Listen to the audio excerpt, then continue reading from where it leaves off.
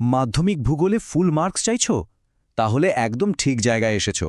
আজকের এই আলোচনাটা কিন্তু শুধুমাত্র তোমাদের জন্যই। আমরা একসাথে দেখে নেব 2026 সালের মাধ্যমিকের জন্য সবচেয়ে ইম্পর্ট্যান্ট ম্যাপ পয়েন্টিং কোনগুলো হতে চলেছে। তো আর দেরি কেন, চলো শুরু করা যাক। আচ্ছা, ভূগোলের ম্যাপ পয়েন্টিংয়ের ওই 10টা নম্বর নিয়ে কি খুব চিন্তা হচ্ছে? একদম টেনশন করো না। কারণ জানো তো, এই 10টা নম্বরই কিন্তু তোমার ফাইনাল রেজাল্টকে অনেকটা উপরে তুলে দিতে পারে। আর আজ আমরা ঠিক এটাই নিশ্চিত করতে চলেছি। তাহলে ফর্মুলাটা কি? খুব সোজা, শুধু এই একটা সংখ্যা মনে রাখো, 15। হ্যাঁ, ঠিকই শুনেছ, মাত্র এই 15টা পয়েন্ট যদি তোমরা ভালো করে প্র্যাকটিস করে নাও, ভূগোলের ম্যাপ নিয়ে আর কোনো ভয়ই থাকবে না, গ্যারান্টি। আর দেখো, এই 15টা পয়েন্ট কিন্তু আন্দাজে বেছে নেওয়া হয়নি। আমরা কিন্তু গত কয়েক বছরের প্রশ্ন, নতুন সিলেবাস সবকিছু ভালো করে ঘেটে সবচেয়ে বেশি আসার মতো পয়েন্টগুলোই তোমাদের জন্য এক জায়গায় নিয়ে এসেছি। এগুলো ঠিকমতো প্র্যাকটিস করলে পরীক্ষায় কমন আসাটা কিন্তু শুধু সময়ের অপেক্ষা। যাতে তোমাদের মনে রাখতে সুবিধা হয়, তাই আমরা পুরো 15টা পয়েন্টকে 5টা সহজ ভাগে ভাগ করে নিয়েছি। দেখো, প্রথমে আমরা দেখব পর্বত আর পাহাড়, তারপর নদ নদী আর হ্রদ, এরপর জলবায়ু আর মাটি, তারপর কৃষি আর স্বাভাবিক উদ্ভিদ, আর একদম শেষে দেখব ভারতের সব গুরুত্বপূর্ণ শহর আর শিল্পাঞ্চল। তো চলো একটা একটা করে শুরু করা যাক, কি বলো? শুরু করার আগে একটা ছোট্ট কিন্তু খুব জরুরি কথা বলে নিই, সেটা হলো সিম্বল বা চিহ্ন। ম্যাপ পয়েন্টিংয়ে কিন্তু ফুল মার্কস পেতে গেলে সঠিক চিহ্ন ব্যবহার করাটা মাস্ট। মনে রাখবে, পর্বতের জন্য আমরা একটা ত্রিভুজ আঁকব, নদীর জন্য একটা ঢেউ খেলানো লাইন, আর শহরের জন্য একটা ছোট্ট গোলবিন্দু। খুবই সহজ, তাই না? সবাই রেডি তো?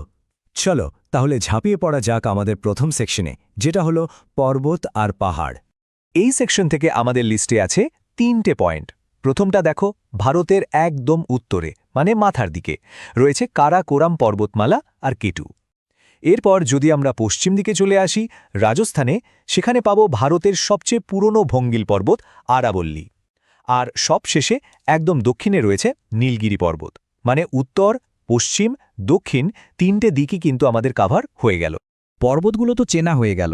আচ্ছা, এবার চলো ভারতের নদ নদী আর হ্রদের দিকে একটু নজর দেওয়া যাক। দেখি এখান থেকে কোনগুলো পরীক্ষার জন্য সবথেকে বেশি ইম্পর্ট্যান্ট। এখানেও আমাদের 3টে স্টার পয়েন্ট আছে। প্রথমটা হলো নর্মদা নদী, যেটা কিন্তু পশ্চিম দিকে বয়ে গিয়ে আরব সাগরে পড়েছে। এরপর দক্ষিণে চলে এসো, সেখানে আছে কাবেরী নদী, যাকে কিন্তু দক্ষিণ ভারতের গঙ্গাও বলা হয়। আর সবশেষে পূর্ব উপকূলে ওড়িশার কাছে রয়েছে ভারতের সবচেয়ে বড় উপহ্রদ বা লেগুন, চিল্কা। আচ্ছা, এবার আমরা এমন একটা সেকশনে আসছি যেটা একটু অন্যরকম, জলবায়ু আর মাটি। এখানে কিন্তু কোনো একটা পয়েন্ট দেখাতে হবে না, বরং একটা পুরো অঞ্চলকে চিহ্নিত করতে হবে। কিন্তু একদম ঘাবড়ানোর কিছু নেই, আমি দেখিয়ে দিচ্ছি কি করে এটা খুব সহজেই করা যায়। প্রথমেই দেখো, বছরে দুবার বৃষ্টিপাতযুক্ত অঞ্চল, এটা হলো তামিলনাড়ুর করমণ্ডল উপকূল। এরপর আসছে একটা বৃষ্টির ছায়া অঞ্চল, এটা তোমরা পশ্চিমঘাট পর্বতের পূর্ব ঢাল বা শিলং মালভূমির কিছুটা অংশ দেখাতে পারো। আর সবশেষে কৃষ্ণ মৃত্তিকা অঞ্চল, যেটা তুলা চাষের জন্য খুব বিখ্যাত, তাই না? এটা মূলত দাক্ষিণাত্য মালভূমির একটা বড় অংশ জুড়ে রয়েছে। তো চলো এবার ভারতের সবুজ সম্পদের দিকে একটু তাকানো যাক। আমাদের চতুর্থ সেকশন হলো কৃষি আর স্বাভাবিক উদ্ভিদ। ভারতের অর্থনীতির জন্য কিন্তু এই দুটো জিনিস ভীষণ গুরুত্বপূর্ণ।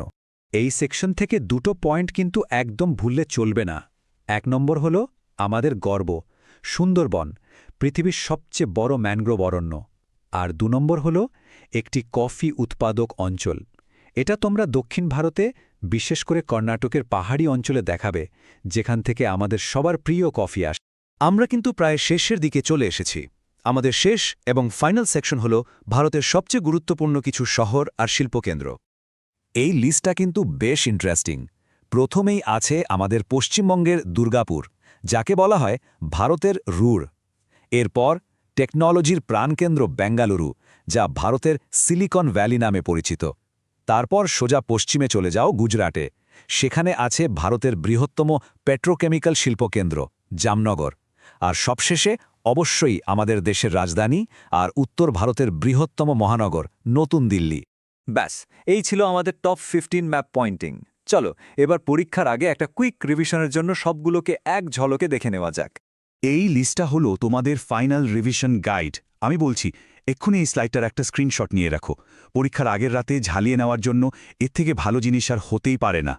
আমাদের আজকের আলোচনা তো এখানেই শেষ, কিন্তু যাওয়ার আগে তোমাদের জন্য একটা ছোট্ট চ্যালেঞ্জ রইল। ভারতের ম্যাপে মেঘালয় মালভূমি জায়গাটা খুঁজে বের করতে পারবে? যদি পারো তাহলে অবশ্যই কমেন্টে ডান লিখে জানিও।